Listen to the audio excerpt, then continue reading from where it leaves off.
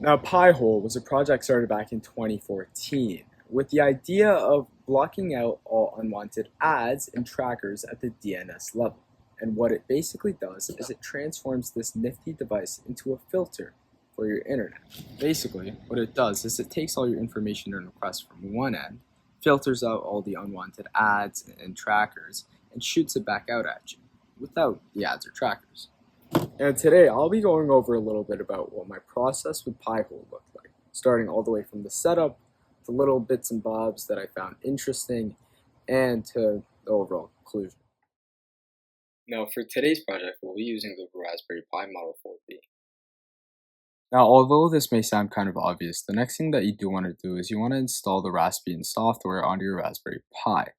Now, once you do this, the steps following are actually quite simple. Make sure that your Raspberry Pi is fully updated and upgraded for this whole entire thing to even work, and this can be done using a simple sudo command. However, this will take around 3 to 5 minutes depending on how fast your network speeds are and how fast your Raspberry Pi is. Next thing that you want to do is you want to make sure that your Raspberry Pi has a static IP address. Now, with IP addresses, there's two different types of IP addresses, one being static and the second one being dynamic. To start, a dynamic IP address is an address that changes up every single time a device boots, while a static one is the one that stays the exact same throughout any boot cycle or just any time the device boots up.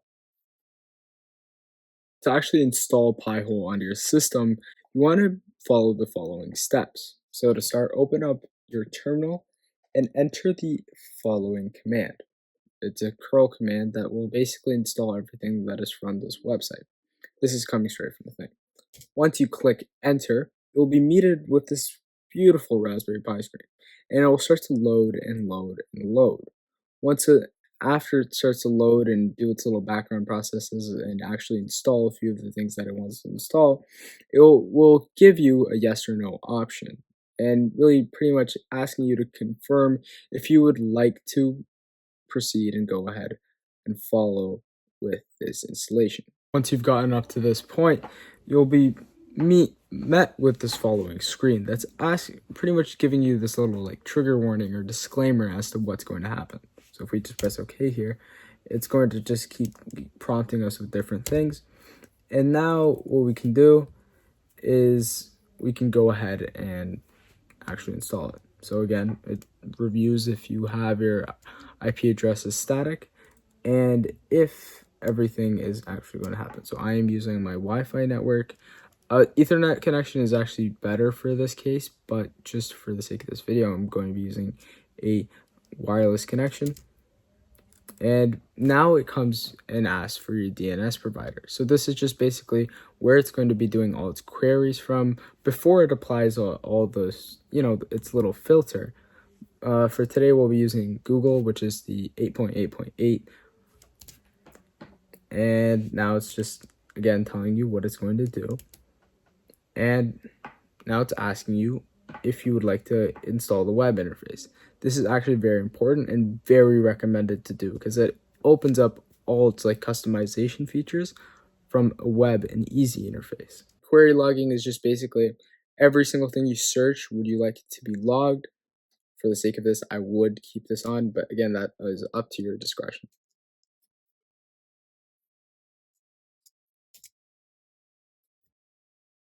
Okay.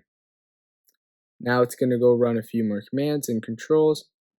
And at the end of this, we should have a fully working DNS Raspberry Pi server.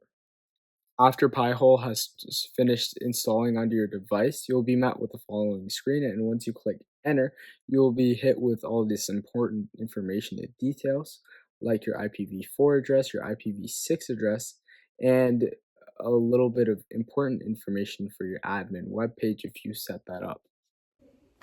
Now, although the password that they provided was wonderful, it's not something that I'll remember. And to combat this, we'll be using a new password. And to do this, what we can do is we'll be entering the following command. Now, this command literally just configures into the PiHole interface and just changes your password. For today, I'll be using a blank password. And as soon as we click enter right away, we'll be prompted with a password remove sign. However, if we did enter in a new password, like let's say if we put in 01, even though I typed in those keys, it doesn't show it, which means even when I click enter, I will be prompted with the confirm new password. So now if I click 01 again and then click enter, it'll show that I actually have set a new password. But for simplicity's sake, we'll just be using a blank password.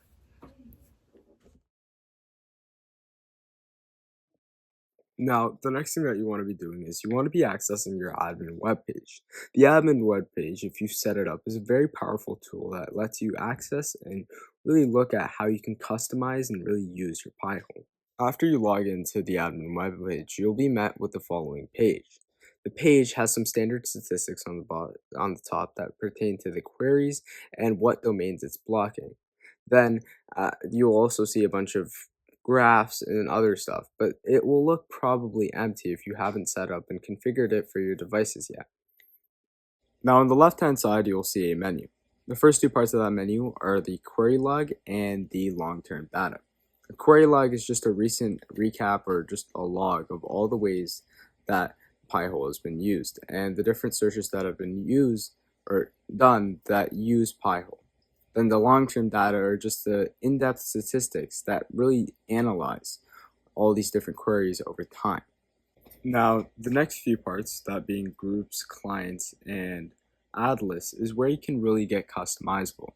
So the groups let you add a set sort of IP addresses to a group, and then it lets you enable and access them or disable and not access them.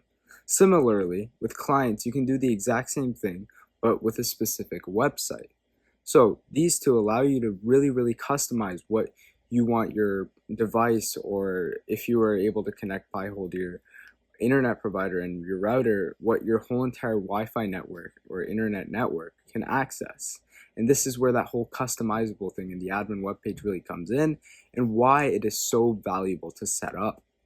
Furthermore, with the add list, you're able to add more lists of things that you want to disable or enable.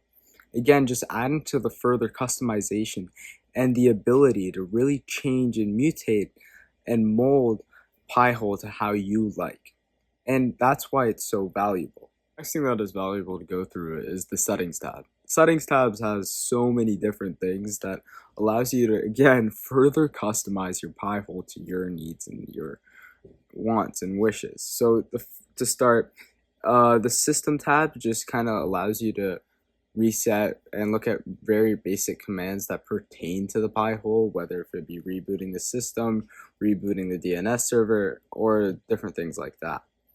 Then the DNS tab allows you to kind of route your queries from your PiHole to other DNS servers. So if you want to go to Google, Cloudflare, or just any other DNS server, even a custom one that like an ISP or something may have provided, you can do this on this tab.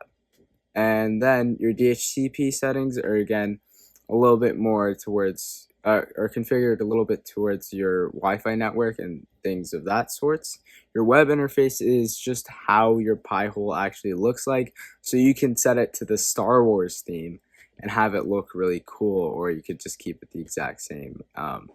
The most important tab that you might see is the privacy tab that allows you to really configure what the PiHole can see. So you can limit it in many different ways. So you can either hide the domains and clients, or you could have it completely anonymous where there's only just live statistics. Again, this is all up to your preference and how you see and how you want your PiHole to work. But yeah, those are the settings and how those can be very customizable and catered towards your needs. To actually use PiHole, what you'll need to do is you'll need to either A, set up PiHole for your whole entire home network, or you can set up PiHole for each individual device. In order to set up PiHole for each individual device, you will need to go into your settings, then your internet settings for either if you're on laptop or desktop, and then you'll need to configure through your DNS settings and then manually change it to the IP address of what your PiHole server is on. And this is what was shown earlier. For me, in this case, it was 10.10. Something something. But for you, it may be different, and you can find this information either if you use the admin webpage, you'll be able to find it there, or if you remember from the setup, it will also be shown right there. Now, through this exploration, we can now conclude and generate a few thoughts about the whole entire process. Now, PiHole itself, as seen many times throughout this experiment or exploration or whatever you want to call it, is very, very powerful. I mean, it has the ability to block all sorts of ads for your entire home network or any network for that case. And employing this and that whole thing is so powerful. But again, it does come with a few little caveats or things that you should consider. If you do have already a slow network, it may not be in your best interest to employ something like PiHole. And that's because, again, you are rerouting all these different queries and requests to another server, which is going to take more time, thus lowering your user experience. However, for most people, this doesn't really exist anymore, and most people do have fast enough internet speeds to the point where it wouldn't matter if you were rerouting your information and queries to a different spot. So with that said, PiHole is a very cost-effective and easy solution to all ads, and this would work on anything. If you connect your Apple TV or any sort of other unorthodox device that you may not think about from the start, it will block out all the ads on that as well. So your experience overall, if you hate ads, is it's greatly improved. And for it to be also so changeable and mutatable, as you can cater it to your needs and mold it and perfect it to however you like, is so powerful and so cool to see. It's been around for a long time now, but I feel like we should see it more in different solutions. And it has the power to definitely grow and become a part of our daily lives.